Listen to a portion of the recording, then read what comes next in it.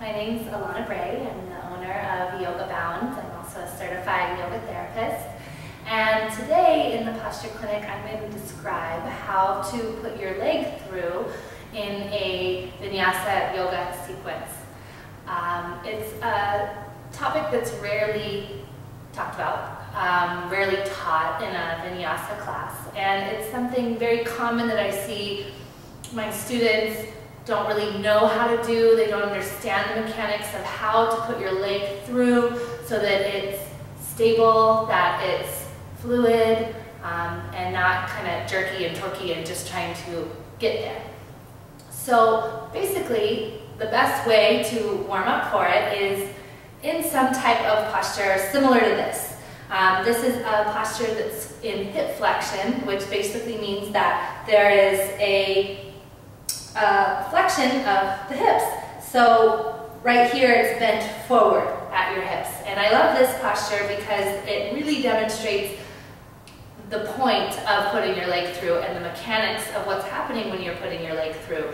Putting your leg through is a deep hip flexion exercise. And really the muscles that all surround the hip, in order for this to work, need to be open, and there needs to be some understanding of how that works. So in this posture, basically we're sitting on a block in a squat, probably a supported malasana squat position. It's a great one because you're using gravity to drop this femur deep into the hip socket, which is what's happening when you put your leg through from a downward facing dog and you transition to, say, a crescent or a warrior one. From down dog, you're putting one leg through your hands.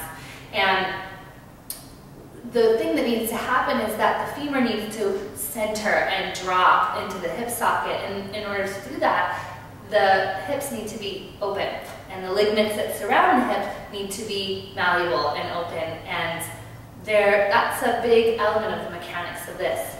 So to sit in this posture before you start a practice or to do something of this nature is recommended. So it's this dropping down of the hip socket. Another thing that has to happen is that when you go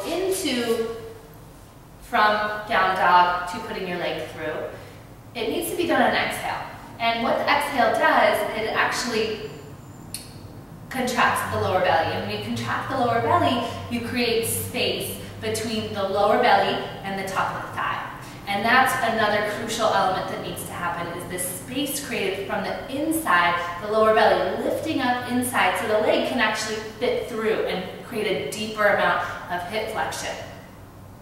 And another crucial element is internal hip rotation, where the upper part of the femurs are rolling inward towards the midline of the body. So those three things are crucial to putting your legs through, with the knee pointing straight ahead rather than the knee going out to the side and then kind of torquing it in to try to get there.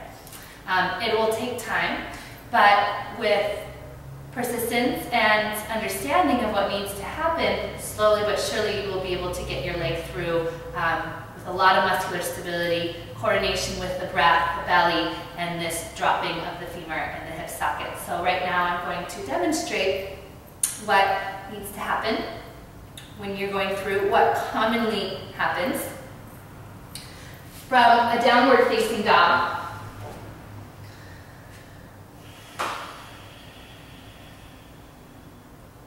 Putting the leg through entails lifting up one leg, usually to start, it's the right, and then as you exhale, you shift forward, bending the knee, and placing the foot in between your hands. And from there, you lift on up into, say, a warrior one position.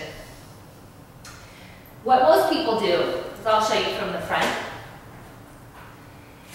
is from downward facing dog, they lift the leg up, and as they exhale, they kind of jerk the knee out and put it in, which can cause a lot of structural misalignment.